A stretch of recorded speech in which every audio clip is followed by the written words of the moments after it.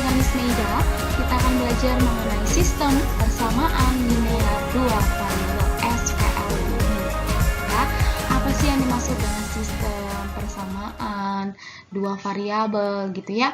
Di kelas 7 kamu sudah belajar nih mengenai persamaan linear satu variabel ya, di mana satu variabel itu hanya satu variabelnya. Apa sih itu variabel? Variabel adalah peubah atau pengganti, biasanya ditandai dengan huruf gitu ya. Jadi ada variabel X, variabel Y, ada variabel Z, ada variabel A. Nah, itu contoh dari variabel. Nah, kalau satu variabel berarti hanya satu variabelnya. Sekarang kita belajar sistem persamaan linear dua variabel. Jadi apa sih pengertiannya? Bisa dikatakan persamaan yang memiliki dua variabel, yaitu X dan Y, atau P dengan Q, atau A dengan B gitu ya. Di mana ya, atau dengan masing-masing variabelnya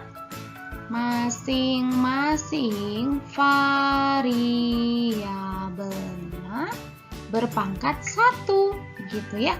Jadi hanya pangkat 1.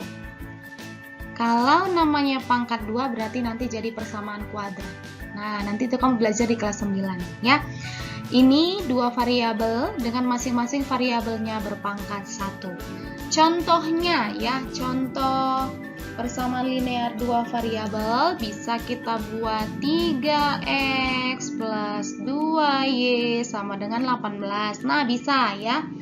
Kemudian bisa jadi kita buat 3a sama dengan 6b kurang 12. Bisa.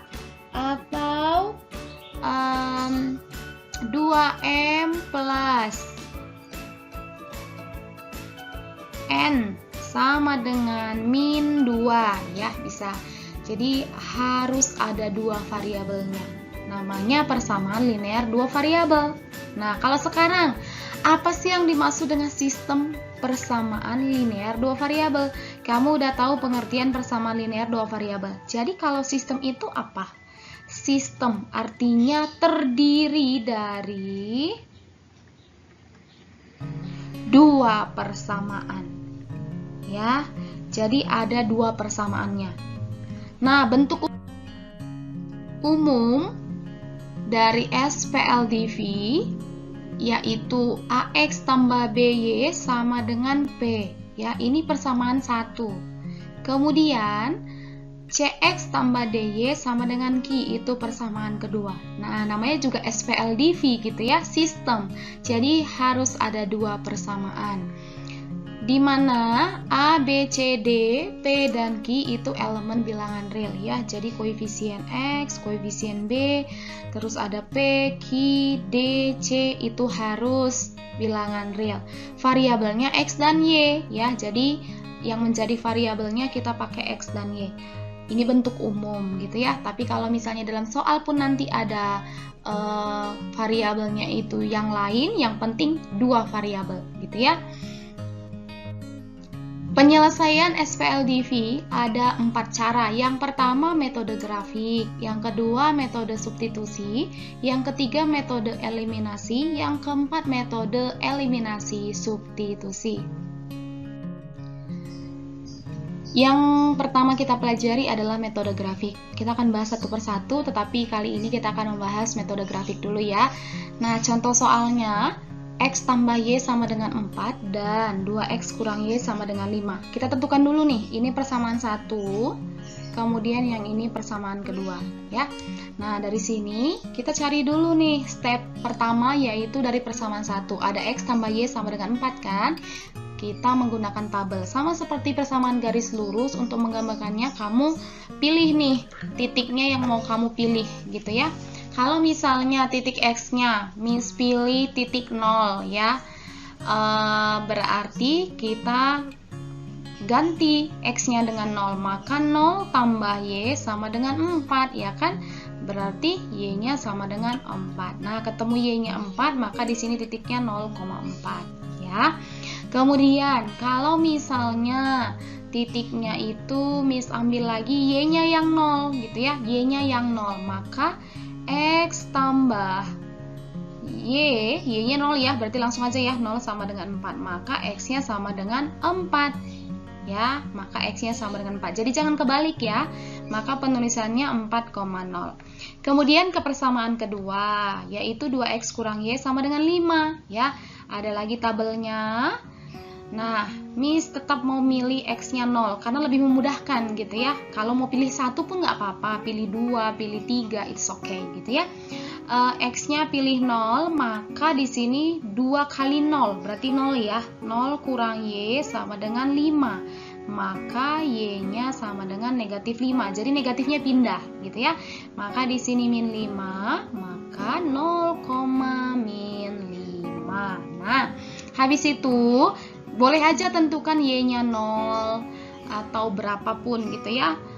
Miss ganti Y-nya atau X-nya deh, boleh ke 1 atau 2. Miss pilih 2 gitu ya. X-nya pilih 2 deh, boleh.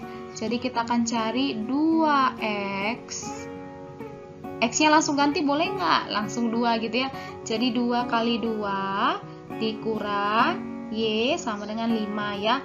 2 kali 2, 4 ya. 4 kurang Y sama dengan 5. Habis itu min Y sama dengan 5, 4-nya pindah jadi min 4 ya. Min Y sama dengan 5 kurang 4, 1 ya. Habis itu pindah negatifnya, maka Y sama dengan negatif 1 ya. Jadi kalau misalnya di depan variabelnya ada negatif, negatifnya pindah ke ruas kanan, maka Y-nya sama dengan negatif 1. Berarti di sini 2, min 1. Jadi bebas ya kalau kamu mau pakai titik 0 atau pakai titik 1, titik 2, titik 3, terserah yang mana aja. Yang penting titik koordinatnya benar. Nah, habis itu kita gambarkan nih dalam koordinat kartesius. Di sini Miss pakai GeoGebra ya untuk penggambarannya supaya lebih rapi, maka seperti inilah gambarnya. Ya, bisa kamu lihat. Yang garis warna merah X tambah Y sama dengan 4 ya. Yang warna merah itu punya X tambah Y sama dengan 4. Itu persamaan 1 ya. Titik-titik koordinatnya 0,4 sama 4,0. Nih perhatikan titiknya ya. Di mana? Nah, kemudian yang persamaan kedua yang warna biru. 2X kurang Y sama dengan 5.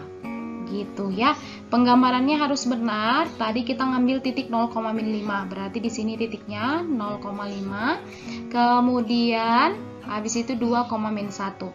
Nah, kemudian garisnya itu dipanjangkan ya. Jadi jangan hanya mentok sampai di situ, tetapi dipanjangkan aja sampai bertemu di titik perpotongannya atau titik pertemuannya. Nah, titik pertemuannya ada di sini nih. Miss kasih warna apa ya? Warna hijau kali ya. Nah, di sini nih, ini ya. Jadi titik pertemuan mereka ada di 3,1 gitu ya. Titik perpotongan dari kedua garis ya, titik pertemuannya. Maka himpunan penyelesaiannya di titik pertemuan yaitu 3,1. Seperti itu ya. Jadi metode grafik seperti itu, harus penggambarannya di koordinat kartesius. Ingat cara menentukan sumbu X dan sumbu Y-nya. Jadi himpunan penyelesaiannya 3,1 ya. Oke, contoh kedua, Y sama dengan 2X kurang 4 dan X sama dengan 3 ya. Sama seperti sebelumnya, kita punya step by step ya. Yang pertama persamaan 1, Y sama dengan 2X kurang 4. Maka kita tentukan tabelnya ya di tabel. Misalkan tetap memilih X-nya 0 ya. Kamu mau milih 1 pun nggak apa-apa ya, yang penting dapat Y-nya sesuai gitu. Kalau X-nya 0, maka Y sama dengan 2 kali 0 ya, berarti 0. 0 kurang min 4. Maka di sini Y sama dengan min 4 ya, karena 0 kurang 4 ya min 4 ya. Habis itu titiknya berarti 0, min 4 ya. Kemudian kalau Miss-nya milih X, Y-nya 0 ya, Y-nya yang 0. Maka dari sini kita temukan bahwa 0 sama dengan 2X kurang 4 ya. Berarti